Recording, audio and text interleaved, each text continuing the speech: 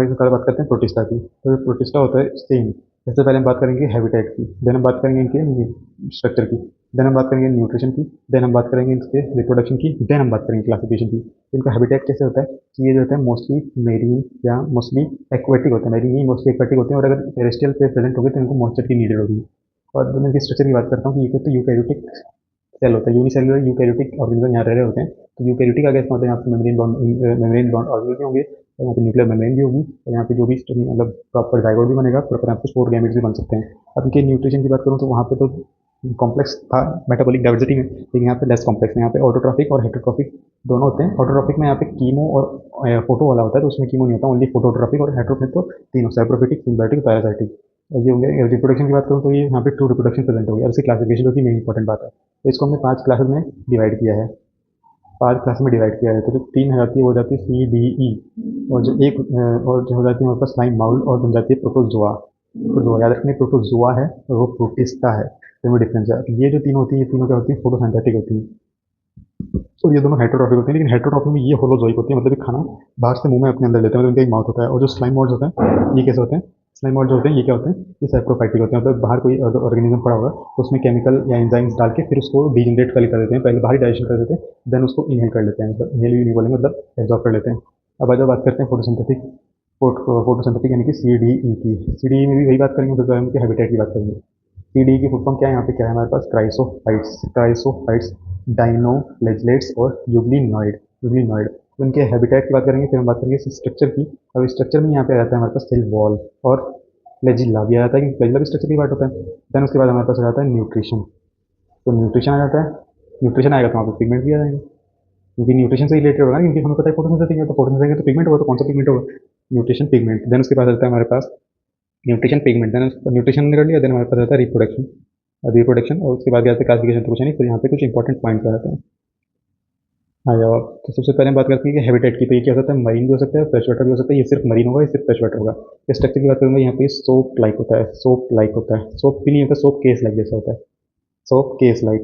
और यहाँ पे ये कैसा होता है, ये आर्मर्ड एल्गी होता है, मतलब आर्मर्ड एल्गी होता है, मतलब ऐसा, ये ऐसा, मतलब ये एल्गी है और वहाँ पे आर्मर्ड, मतलब थिक सेल्स होते हैं यहाँ पे सेलुलोज की। और ये ऐसा होता है यूग्लिनॉइड। बाहर ये देखो पेलिकल प्रेजेंट है, इसका स्ट्रक्चर देख लो।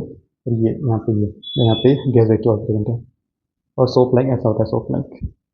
तो इसके स्ट्रक्चर के बेसिस पे हमको सेल वॉल जो होती है हमारे पास पैरासाइट्स की, कैसी होती है, थिक वॉल नहीं होती है, वो कैसी होती है, सेलुलोज की बनी होती है। प्लस यहाँ पे क्या प्रेजेंट है, सिलिका। यहाँ पे ये क्या होती है, थिक सेलुलोजिक प्लेट होती है। यहाँ पे जो प्रोटीन सेल वॉल होती है वो एब्सेंट होती है, उसकी जगह होता है पेलिकल होता है, जो कि प्रोटीन रिच होता है, प्रोटीन रिच होता है। मैं इनके फ्लैजिला की बात करूँगा, तो यहाँ पे फ्लैजिला आप देख सकते हो, नो फ्लैजिला। तो यहाँ पे प्लैंक्टोनिक मूवमेंट करते हैं वाटर में, सी में प्लैंक्टोनिक मूवमेंट करते हैं, नो फ्लैजिला। प्लैंक्टोनिक मूवमेंट करते हैं, ठीक है, मतलब ऐसे तैरते जाते हैं, फिर जहाँ पानी आ रहा है वहाँ पे।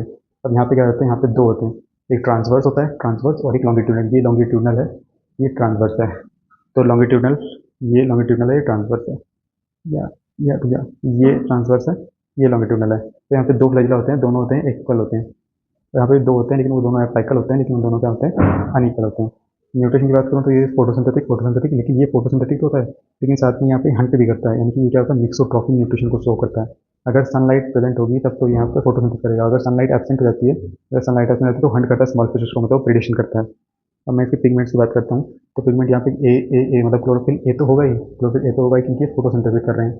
साथ में यहाँ पे PF2 भी होगा, क्योंकि फोटोसिंथेसिस कर रहे हैं प्लस, लेकिन वो पिगमेंट नहीं होता, वो एंजाइम होता है, एंजाइम कॉम्प्लेक्स होता है बेसिकली। ए प्लस में यहाँ पे तुम डाल दो प्लस आर पाइकोएथ्रीन, जो कि रेड कलर देता है, यानी कि रेड गोनुलैक्स। रेड गोनुलैक्स हमें पता है कि फास्ट डिवाइड करता है, वो फिश को, लाइफ को अफेक्ट करता है। अब हमारे पास आ गया यहाँ पे क्लोरोफिल ए है, यहाँ पे हमारे पास क्लोरोफिल ए है, साथ में यहाँ पे क्या है, बी है। ये इसका स्पेशल पॉइंट है कि क्लोरोफिल ए प्लस क्लोरोफिल दोनों प्रेजेंट करता है, ये क्या कहते हैं, like higher plants, like higher plants. अब इनके रिप्रोडक्शन की बात करता हूँ, तो रिप्रोडक्शन यहाँ पे कैसा होता है, एसेक्सुअली होगा, एसेक्सुअल होगा, या फिर एसेक्सुअल होगा, ठीक है, एसेक्सुअल होगा। और यहाँ पे जो रिप्रोडक्शन होता है वो भी क्या होता है, फिजन होता है, फिजन होता है, यहाँ भी फिजन होगा, यहाँ फिजन, यहाँ पे फिजन। तो फिजन से क्या होता है, यहाँ पे जो रेड गोन्यूलैक्स होता है, जो रेड गोन्यूलैक्स होता है, यानी कि जो रेड गोन्यूलैक्स, जो कि क्या है, डाइनोफ्लैजिलेट्स है, जो डाइनोफ्लैजिलेट है वो क्या करता है, फास्ट डिवाइड करता है। जिससे क्या होता है, यहाँ पर रेड टाइड बन जाता है, रेड टाइड बन जाता है। जिससे क्या होता है हमारे पास, क्या होता है, हार्म होता है to the aquatic life, harm होता है टू द फिश को। अब यहाँ पे क्या हो जाता है कि रिप्रोडक्शन यहाँ पे कैसे होता है, यहाँ पे लॉन्गिट्यूडनल फिजन होता है, लॉन्गिट्यूडनल फिजन होता है, मतलब ये ऐसे मतलब ये ऐसे लॉन्गिट्यूडनल फ्यूजन 2 हिस्सों में बढ़ जाता है। यहाँ पे फ्यूजन होगा, लेकिन लॉन्गिट्यूडनल नहीं होगा। अब आ जाओ इंपॉर्टेंट पॉइंट्स। यहाँ पे क्या आता है, डायटोमिथस अर्थ। मतलब हम पता है कि सिलिका होता है उसके सेल वॉल में, तो वो डिस्ट्रॉय नहीं होता सिलिका।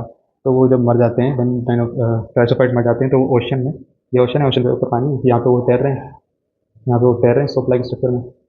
लेकिन जब वो डेड हो जाते हैं तो वो नीचे आ जाएंगे, तो वो नीचे एक्यूमुलेट हो जाते हैं, तो इसे डायटोमिथस अर्थ कहते हैं। डायटोमिथस अर्थ कहते हैं। इसका स्पेशल पॉइंट क्या होता है, गोन्यूलेक्स वाला।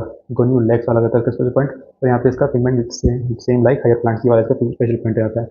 ये हो गया हमारे पास मेन पॉइंट जो था प्रोटिस्टा का। अब बात करते हैं स्लाइम मोड की। तो स्लाइम मोड की सबसे पहले हैबिटेट, उसका स्ट्रक्चर, उसका न्यूट्रिशन, उसका रिप्रोडक्शन, उसका क्लासिफिकेशन तो है नहीं, फिर पूरे क्लासिफाइड और होंगे मैं। तो उसके हैबिटेट की बात करूँगा, इंपॉर्टेंट नहीं है। इसके स्ट्रक्चर की बात करूँगा, तो कैसा होता है, इसका जो मैक्सिमम स्ट्रक्चर होता है उसे प्लाज्मोडियम कहते हैं। वो क्या होता है, मल्टी न्यूक्लिएटेड होता है, जो अफेबल कंडीशन में बनता है, प्लाज्मोडियम कहते हैं। इसका न्यूट्रिशन की बात करूँगा, पहले हमने बताया था, इसका न्यूट्रिशन क्या होता है, सेप्रोफिटिक होता है।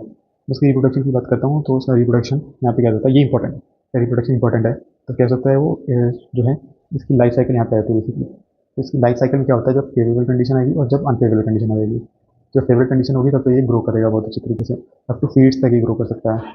जब फीड्स तक ही ग्रो कर लेगा, फिर अनफेवरेबल मतलब फूड फिनिश हो गया, मतलब फूड फिनिश हो गया। जब फूड फिनिश हो गया तो यहाँ पे इसकी टिप पे, यहाँ पे क्या बनेगी, इसकी फ्रूटिंग बॉडी। फ्रूटिंग बॉडी की जो टिप है वहाँ पे बनेंगे स्पोर्स। स्पोर्स, और वो स्पोर्स कैसे होते हैं, डिस्पर्स बाय एयर करंट।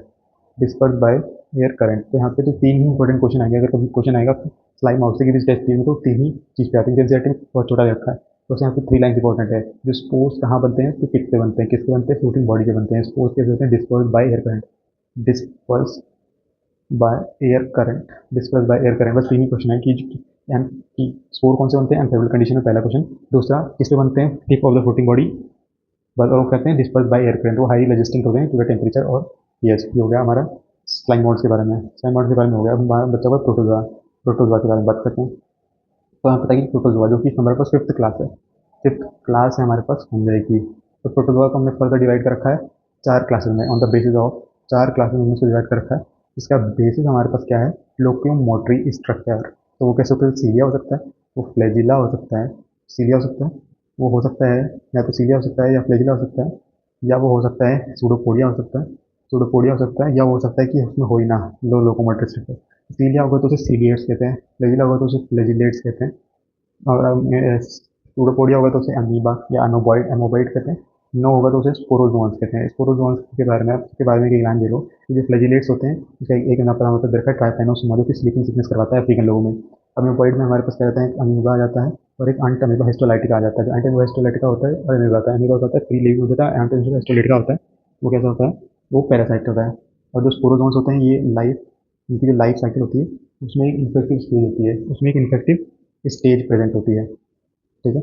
और जो सीलियर्स होते हैं, इसमें क्या रहता है, पैरामीशियम हो जाता है। यहाँ पे एक गलेट होता है इनका, यानी उसे माउथ कहते हैं।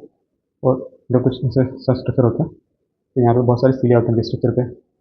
और तो फिर वो ऐसे मतलब लाके वहाँ पे जो फूड पार्टिकल है, बुलेट के पास लाके फिर वो अंदर चला जाता है। ये इसका स्पेशल पॉइंट है। तो दिस कंक्लूड्स आवर प्रोटिस्टा।